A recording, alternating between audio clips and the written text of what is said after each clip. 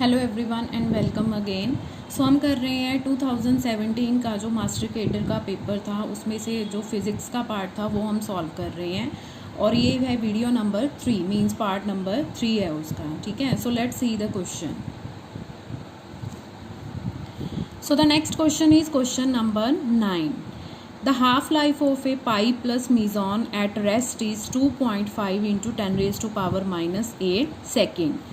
A beam of pi plus mesons is generated at a point 15 meter from a detector. Only half of the pi mesons live to reach the detector. The speed of the pi plus meson is, ठीक है।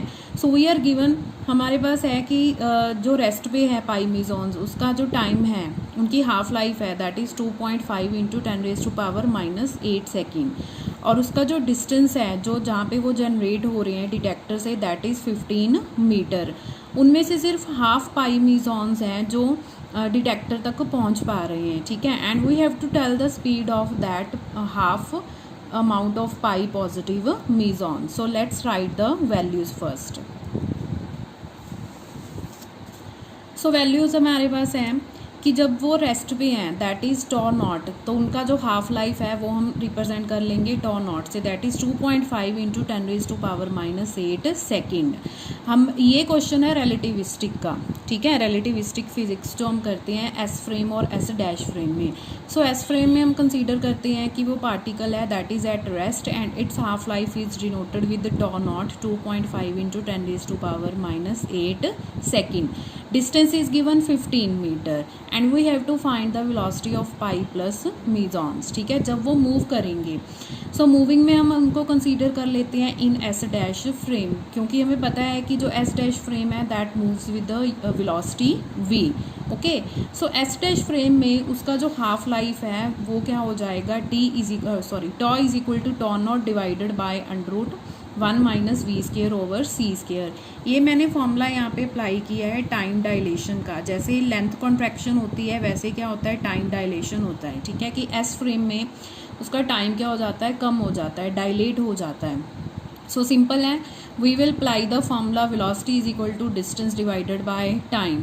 सो tau की मैंने ये value यहाँ पे क्या कर दी substitute कर दी। अब ये जो फैक्टर है गामा जिसे हम बोलते हैं under root 1 over under root 1 minus we square over C square, ये ऊपर चला जाएगा। Okay, so after that we will substitute the values. D is given 15 metre, tau naught is given 2.5 into 10 raise to power minus 8 and ये factor ऐसे ही रहेगा because we have to find the value of v। तो v हमारे पास left hand side पे भी है और राइट हैंड साइड पे भी है, तो इसको हमें सॉल्व करना है। ठीक है, सो जब हम इस एक्सप्रेशन को सॉल्व करेंगे d divided by tau naught की वैल्यू को, तो हमारे पास आंसर आ जाएगा 6 into 10 raise to power 8। Now next we have to solve it for v। अब देखने में तो ये इजी लग रहा है कि ऐसे सॉल्व हो जाएगा, बट यहाँ पे हम एक ट्रिक यूज़ करेंगे जिससे वो ईजिली सॉल्व हो जाएगा। क्योंकि अगर आप यहाँ पे सपोज कर लीजिए आप 6 इंटू 10 रेज टू पावर 8 को यहाँ पे डिवाइड करके फिर उसका स्क्वायर रूट हटाओगे तो वो कैलकुलेशन बहुत ज़्यादा लेंथी हो जाएगी। अब यहाँ पे शॉर्ट ट्रिक क्या है, अगर कोई भी क्वेश्चन आपके पास ऐसा हो तो उसे आप ऐसे ही सॉल्व कर सकते हो। ठीक है, कैसे? Now 6 into 10 raise to power 8 can be written as 2 into 3 into 10 raise to power 8, इसे ऐसे लिख सकते हैं। Now what is 3 into 10 raise to power 8, ये बन जाएगा 2 टाइम्स c। और यूनिट्स हमारे पास देखिए यहाँ पे वेलोसिटी फाइंड कर रहे हैं तो ये यूनिट्स इसकी क्या आएंगी मीटर पर सेकेंड। तो ये बन गया 2 टाइम्स c, क्योंकि c हमारे पास होता है speed of light 3 into 10 raise to power 8 metre per second. So now we can write 6 into 10 raise to power 8 equals to 2c। फिर वो कैलकुलेशन हमारी ईजी हो जाएगी। Let's see the rest calculation. So v हो जाएगा हमारे पास 2c under root 1 minus we square over C square, v divided by 2c under root 1 minus we square over C square. Okay, सो इसका square root हटाने के लिए हम क्या कर देंगे स्केयर कर देंगे 4c square is equal to 1 minus we square divided by c square. अब देखिए अभी इजी हो गया। ठीक है, यहाँ पे भी वी स्केयर ओवर सी स्केयर की टर्म आ गई, यहाँ पे भी क्या आ गया V square over C square. Now we can easily solve it. So ये हो जाएगा V square over 4c square plus V square over C square is equal to 1। This implies 5v square over 4c square is equal to 1. We have to find the value of v square, so 4c square. So v square is equal to 4c square divided by 5. This implies v is equal to 2c divided by under root 5. So this is the answer. तो v हमारे पास आ गया 2c divided by under root 5. And from the question अगर हम options देखें तो then c option is correct, क्योंकि c है हमारे पास 2c divided by under root 5. So according to this c is correct. Okay, so this is how to solve this value. बहुत सारे क्वेश्चन होंगे यहाँ जहाँ पे आप ये ट्रिक यूज़ कर सकते हो, क्योंकि हमें ये फॉर्मूला तो पता होता है. कन्फ्यूज़न कहाँ पे हो जाती है कि यहाँ पे हम कैलकुलेशन इस वैल्यू को हम कैसे सॉल्व करें. आप करके देख लीजिएगा कि इसको डिवाइड करके या स्केयर करके, तो वो कैलकुलेशन होगी नहीं आपसे, बहुत लेंथी कैलकुलेशन हो जाएगी. Then you can adopt this trick कि जो भी वैल्यू हमारे पास आ रही है उसको इन टर्म्स ऑफ सी आप कन्वर्ट कर लो, चेंज कर लो, वो ईजी हो जाएगा कैलकुलेट करना. Okay, let's see next question. Next question is question number 12. 12th question है, that is very important. A particle of mass m moves in one dimensional potential Vx is equal to minus ax square plus bx raised to power 4, where a and b are positive constants. The angular frequency of small oscillations about the minima of potential is equal to. हमें potential दिया है, one dimensional potential दिया है किसी मास का m का, ठीक है. हमें फाइंड करनी है the angular frequency of small oscillation, जब उसका जो पोटेंशियल है वो क्या होगा, मिनिमम होगा.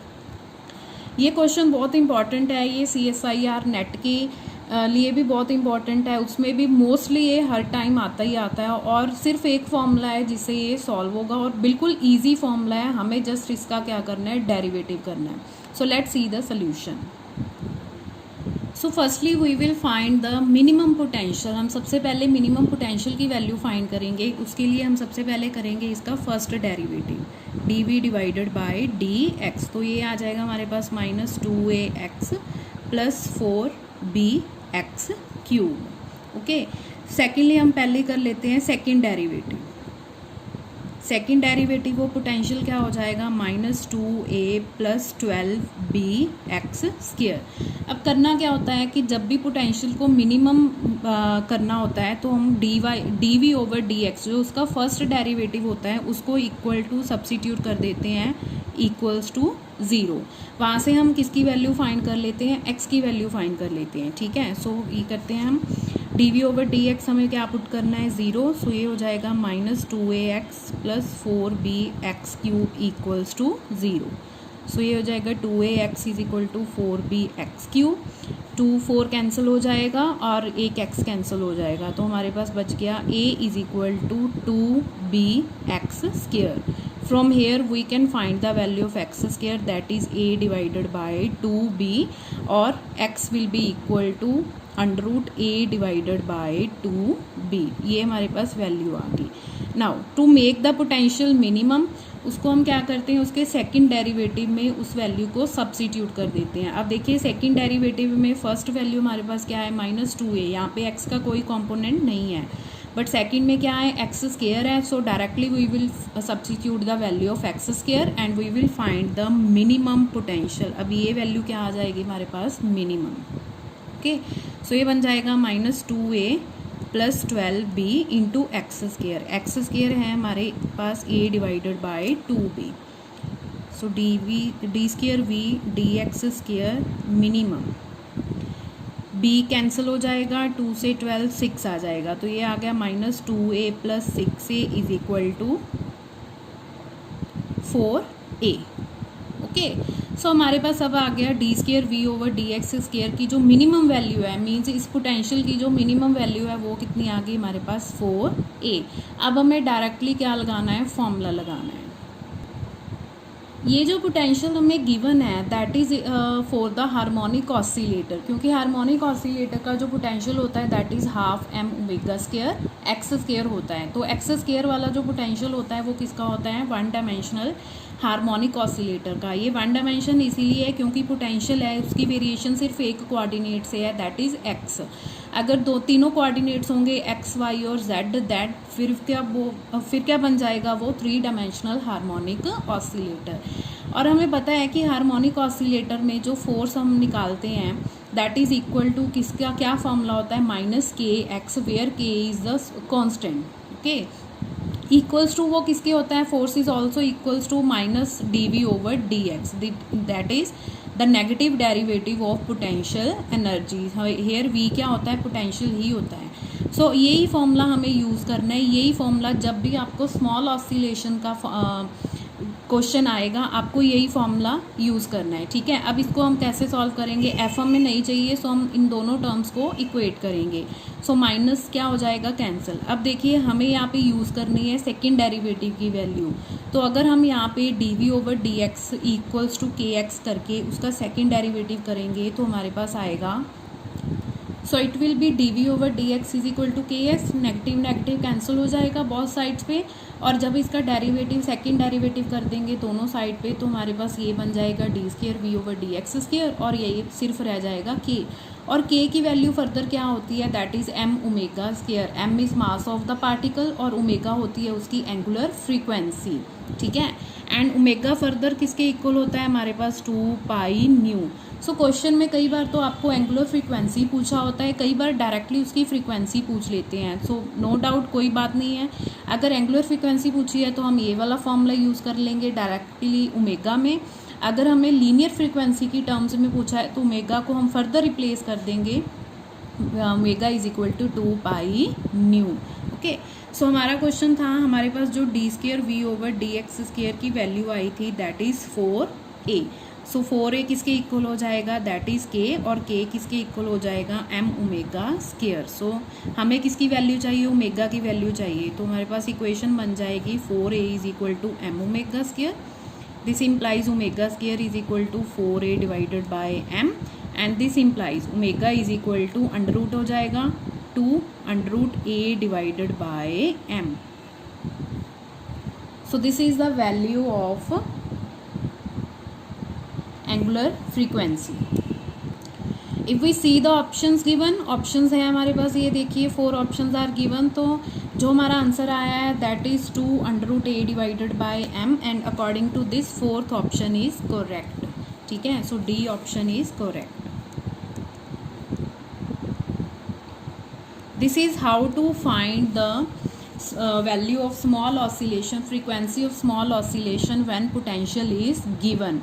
जस्ट आपको सिंपल स्टेप्स करने हैं। फर्स्टली यू विल क्या करोगे आप, फर्स्टली आप फर्स्ट डेरिवेटिव फाइंड करोगे, उसको इक्वल टू सब्सिट्यूट कर दोगे 0, वहाँ से x और x स्क्वायर जो भी वैल्यू आती है आप फाइंड कर लोगे, ठीक है।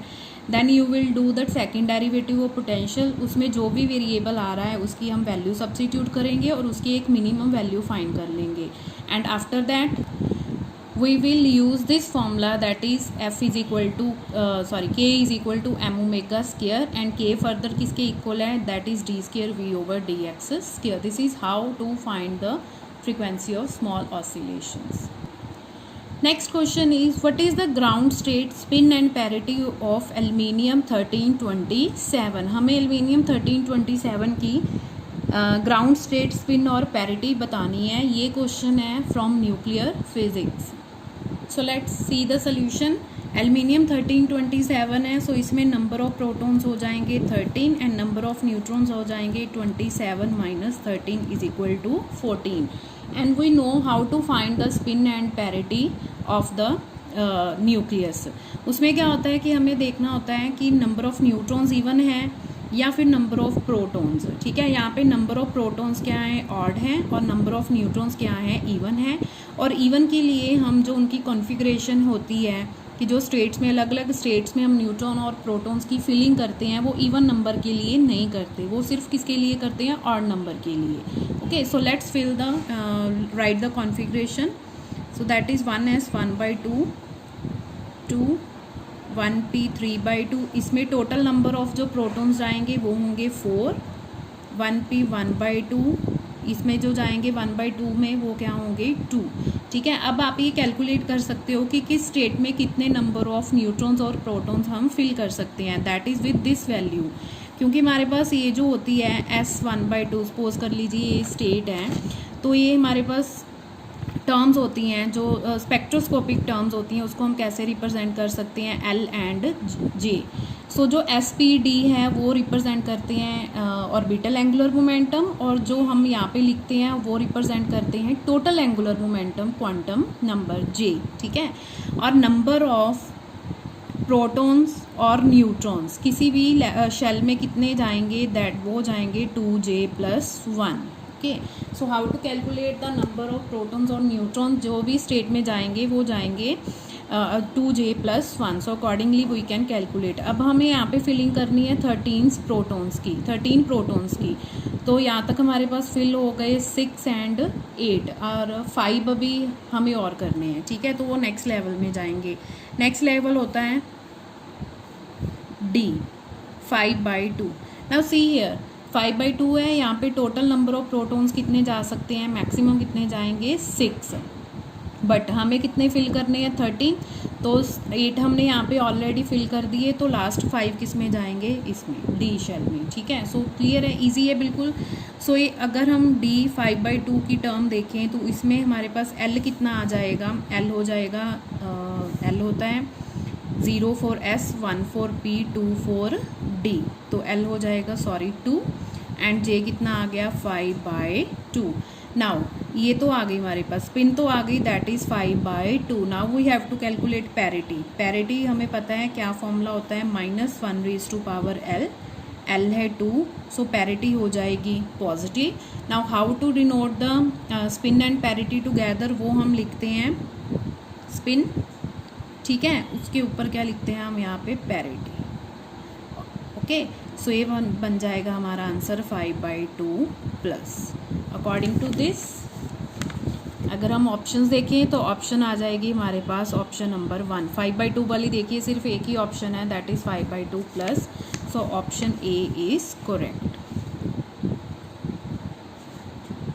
Okay, so this is all about today's video. Next video में हम और क्वेश्चन सॉल्व करेंगे। मैं सबसे पहले वो क्वेश्चन सॉल्व करवा रही हूँ जो सॉल्व करने वाले होते हैं। ठीक है, मीन्स थ्योरेटिकल क्वेश्चंस हैं वो एक वीडियो में ही हम कर लेंगे सारे, क्योंकि उनका सीधा सीधा आंसर्स हैं, बाकी सारे क्वेश्चंस हैं। सो पहले हम न्यूमेरिकल वाले जो क्वेश्चंस हैं वो करेंगे। अगर आप आपको इस वीडियो का कंटेंट और एक्सप्लेनेशन अच्छी लगी हो, then like the video and subscribe my channel and also press the bell icon, ताकि आपको लेटेस्ट वीडियो मिलती रहे। Till then stay tuned for next video. Thank you.